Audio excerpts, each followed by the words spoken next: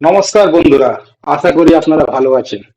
আজকে আমি আপনাদেরকে দেখাতে যাচ্ছি যে আমাদের মোবাইল স্যামসাং এর F62 সেই মোবাইলটা রিস্টার্ট নিচ্ছে আর বন্ধ হয়ে যাচ্ছে।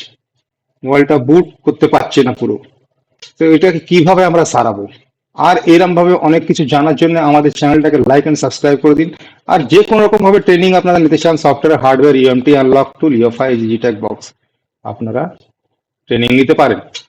আর বন্ধুরা, আমাদের এখানে হার্ডওয়্যারের ট্রেনিং দেওয়া হয়, মাইক্রো কম্পোনেন্ট থেকে নিয়ে আপনার ফল্ট ফাইন্ডিং, ট্রেসিং অব্দি সব কিছু শেখানো হবে। তা আশা করি বন্ধুরা আপনাদের এই ভিডিওটা নিশ্চয়ই ভালো লাগবে। আর যদি ট্রেনিং জয়েন করতে চান, আমাদের গ্রুপ জয়েন করতে চান, নিচে দেওয়া লিঙ্কে আপনারা ক্লিক করে গ্রুপ জয়েন করতে পারেন। তো চলুন আমরা দেখি ভিডিওটা, যে আমরা কিভাবে স্যামসাং এর F62 সেই মোবাইলটা বুট নিতে পারছে না, ভাইব্রেট করছে, আর ওটাকে কিভাবে আমরা সারালাম। তো বন্ধুরা, এখানে আমরা যে আছে একটু ভালো ফ্লাক্স সুইচ ব্যবহার করে সব থেকে আগে। এটা হলো উপরেরটা যেটা আছে, এটাকে বলা হয় র্যাম। ঠিক আছে, এটা স্যামসাং এর র্যাম আছে, এসিসি মানে স্যামসাং এর কোডিং আছে, এটা স্যামসাং এর র্যাম। এটা তলায় আর আছে এক্সিনোস এর সিপিইউ। এর নিচে যে আছে এক্সিনোস এর সিপিইউ আছে, মডেল হচ্ছে F62। ভালো পেস্ট ইউজ করার পর আপনারা এইখানটা যে আছে একটু হিটিং টেম্পারেচার একটু শুনে নিন ভালো করে। ভিডিওটা ভালো করে শুনবেন, সব কিছু ঠিক হবে। Heating temperature 350। হিটিং টেম্পারেচার কত? তো 350 to 360। 10 ডিগ্রি বাড়াতে পারেন, তার চেয়ে বেশি বাড়াবেন না, সিপিইউতে ইফেক্ট পড়বে। এবার আমরা এয়ার প্রেসার 2 রাখবো, আর রাউন্ড অ্যান্ড রাউন্ড হিট মারবো। এক জায়গায় হিট মারবেন না কোনো সময়, সিপিইউ ফুলে যাবে, না ইএমসি ফুলে যাবে। আর স্ক্র্যাপার ব্লেডটা দেখছেন, ওটা আস্তে আস্তে ইনসার্ট করবেন, আস্তে আস্তে ইনসার্ট করবেন, পুরো প্রেসার দেবেন না, নাহলে ট্র্যাক কেটে যাবে। ট্র্যাক কেটে গেলেও আমরা শিখাবো যে ট্র্যাকটাকে কিভাবে রিপেয়ার করা হয়। যে কোনো ফল্ট আমরা শেখাবো, কিভাবে ট্র্যাক রিপেয়ার করা হয়, কিভাবে মাইক্রো জাম্পিং করা হয়, সমস্ত কিছু আপনাদের দেখানো হবে, বলা হবে। ঠিক আছে, এবার আমরা র্যামটাকে বার করে ফেললাম। বার করার টাইমিং 30 থেকে 40 সেকেন্ড, তার মধ্যে গেলে আবার স্টপ করে তারপরে আবার ট্রাই করবে। এবার আমরা সিপিইউটাকে পরিষ্কার করবো, সিপিইউ আপার লেয়ারটাকে যেখানে র্যাম গিয়ে বসবে সেটাকে পরিষ্কার করবো। এটাকে ভালো করে আমরা একটু পরিষ্কার করে দেবো। ঠিক আছে, সোল্ডিং আয়রন টেম্পারেচার কত থাকবে? 350। এর বেশি রাখবেন, ইফেক্ট করবে। হ্যাঁ, 350 সোল্ডিং আয়রন টেম্পারেচার। আর যত রাঙা আছে এখানে সব আমরা বার করে নেবো আগে, ভালো করে রাঙাগুলোকে একদম মুছে মাছে বার করবো একদম। ঠিক আছে, একদম পরিষ্কার করে বার করার পর কেন বার করবো? এই রাঙাটা থাকলে, এই রাঙা টেম্পারেচার হাই আছে, আমি টেম্পারেচার বিষয়ে সব বুঝাবো। এই হাই টেম্পারেচার রাঙা, এর মধ্যে আপনি যখন রিভলভ করবেন, রিভলভ করার পর এটাতে ইফেক্টিভ হবে না। ঠিক আছে, এখানে অসুবিধা হবে আপনাদের। এই জন্য আমি বলছি যে এর রাঙাটাকে বার করে নিলাম। এবার আমরা এখানে পরিষ্কার করব, একদম নিট অ্যান্ড ক্লিন পরিষ্কার চাই, লক্ষ্য রাখবেন। এখানে আমরা একটুখানি 138 এর পিপিডি, 138 পিপিডি মার্কেটে পাওয়া যায়, এটা একটুখানি লাগাবো। লাগানোর পর আবার আমরা সোল্ডিং আয়রন দিয়ে পুরো মেশাবো। কেন? এই রাঙাটাকে আমরা একটু নরম করলাম, যাতে আমরা যখন র্যামটাকে বসাবো তাতে আমাদের আরামসে বসে যাক, কোনো অসুবিধে না হবে। ঠিক আছে, এবার আমরা এটাকে ভালো করে মিশিয়ে নিলাম।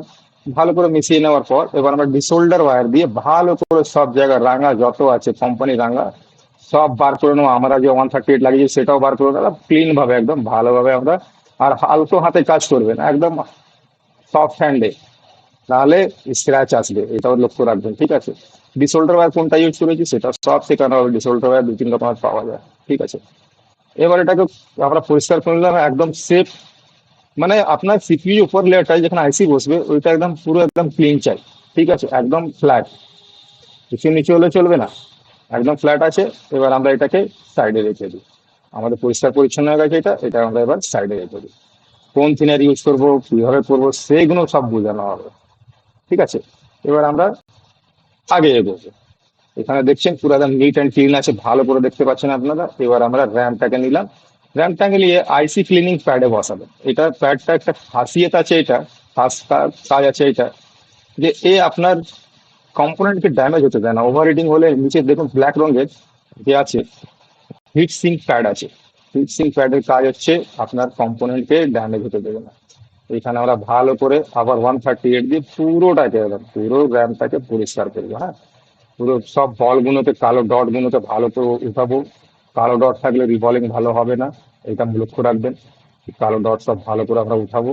উঠিয়ে আমরা এটাকেও পরিষ্কার করবো, ঠিক আছে। এটাকে রাঙা ফাঙা যাতে না থাকে, দেখুন কালো ডট যেখানে যেখানে থাকবে সেখানে সেখানে আপনাদেরকে একটু হাত লাগাতেই হবে, কিছু করার নেই। কালো ডট থাকলে রিভলভিং হয় না। এবার আমরা এটাকে কি করব, পরিষ্কার পরিচ্ছন্ন করবো, ভালো করে ওটা পরিষ্কার করে নেবো, ঠিক আছে। ভালো থিনার ইউজ করবো যাতে আইসিতে কোনো ইফেক্ট না হয়। আর আমরা সব একদম পুরো মুছে মাছে একদম ভালো করে ক্লিন করবো, দেখুন এটা ক্লিন হয়ে গেছে। এবার আমরা রিবলিং প্লেট নেবো, এটা হলো র্যামের রিবলিং প্লেট, ঠিক আছে। র্যাম বাইজ রিবলিং প্লেট পাওয়া যায়, র্যামের রিবলিং প্লেট নেবো। আর এইখানে আমরা ইউজ করব 217 না হলে 183 পিপিডি, ঠিক আছে। পিপিডিটাকে ভালো করে আমরা মাখিয়ে লাগাবো, একদম ভালো করে আচ্ছা করে মাখিয়ে লাগাবো, ভরবো। পুরো পিপিডি না ভরালে কি হবে, বল ছোট বড় হয়ে যাবে। এই জন্য আমরা আস্তে ভালো করে আস্তে আস্তে পিপিডি সব ভরবো। আর পুরো জায়গাটা একদম ফিল করবো, একদম একটু টাইম লাগবে, অসুবিধে নেই, কেন কাজ করতে তো টাইম তো দিতেই হবে, কিছু করার নেই। তো ভালো করে এখানে আমরা ফিল করি, ফিল করে পরিষ্কার পরিচ্ছন্ন করে নেবো। দেখছেন আপনারা কিভাবে আমি পরিষ্কার করছি, আবার ওই পিপিডিটাকে ওখানে ফিল করছি। হ্যাঁ, হাত লাগাবেন না, হাত লাগালে কি হবে, কার্বনাইজড হবে, আপনার বল ভালো হবে না, ছোট বড় হওয়ার চান্স থাকবে, ঠিক আছে। অনেকে হাত লাগিয়ে করে কিন্তু ওটা উচিত না, হাতে নিজের নোংরা থাকে সেটাও তো যাবে ওর ভিতরে, তখন বলটা ভালো করে কাজ করবে না। হ্যাঁ, এবার আমরা কাপড় দিয়ে ভালো করে মুছে নিলাম। মোছার পর এবার আমরা এখানে 138 183 ইউজ করেছি, তো আমরা টেম্পারেচার কত দেবো, 300 টেম্পারেচার দিয়ে আমরা কোন পিপিটিতে কত টেম্পারেচার দেবো সব শিখাবো, ঠিক আছে, সব বোঝানো হবে। ভালো করে আমরা চারিদিক দিয়ে হিট করব। দেখছেন বলগুলো একদম ভালোভাবে উঠে এসছে, একদিকে উঠে এসছে, আবার একদিকটা আমরা করলাম, এই দিকটা বলগুলো উঠে চলে এসছে, ঠিক আছে। বার করে নেব, ডাইরেক্টলি বার করতে হয়, কোনো থিনার ফিনার লাগানো দরকার নেই। আপনারা দেখবেন আমি থিনার ফিনার লাগাইনি, আমি এটাকে ডাইরেক্টলি বার করেছি। দেখুন এখনো পেস্ট লেগে আছে পিপিটিটা, আমি ডাইরেক্টলি বার করলাম। বার করার পর এবার আইসিটাকে আমরা ফিট করার জন্য রেডি। এবার আইসি সাইজটা ডাইমেনশনটাকে আমরা ম্যাচ করে নেবো, ঠিক আছে। ডাইমেনশনটাকে ম্যাচ করে নেবো, ফার্স্ট নচ পয়েন্টটাকে ম্যাচ করে নেবো, তারপরেই বসাবো। দেখুন চারদিকে চারটে বিন্দু আছে, ঠিক আছে, চারটে বিন্দুর মাঝখানে থাকবে, একদম একদম মাঝখানে থাকবে, ঠিক আছে। যেরকম ভাবে বসানো হচ্ছে সেরকম ভাবে একদম মাঝখানে আপনারা বসিয়ে দেবেন।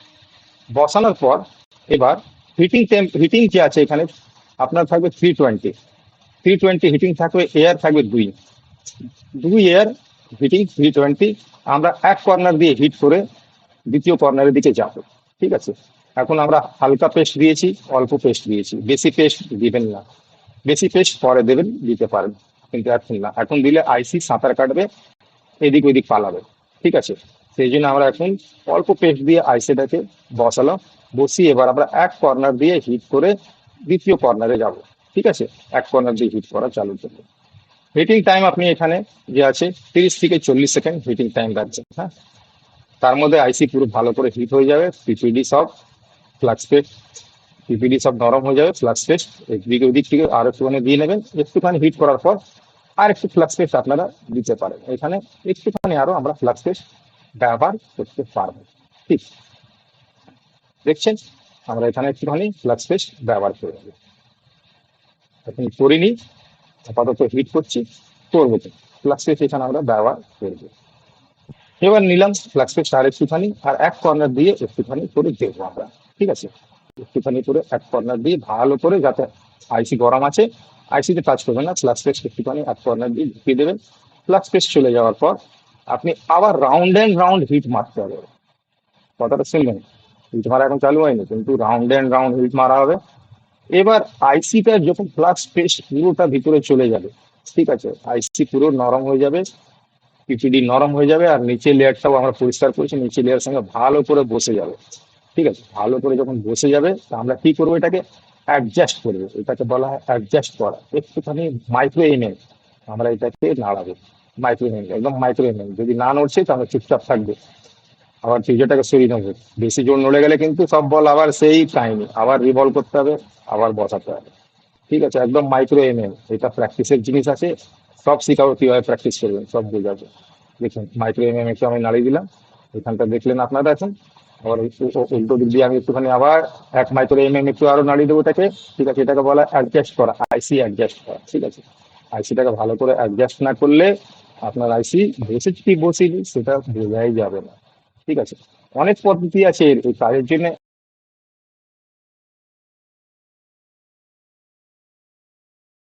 তাহলে দেখলেন বন্ধুরা, আমরা কিভাবে মোবাইলটাকে ডবল ডেকারকে না প্রবলেম দিয়ে আমরা এটাকে রিভলভ করলাম। কোনো দরকার নেই দুটো লেয়ার রিভলভ করা, আপনি শুধু আপার লেয়ারকে রিভলভ করতে পারেন।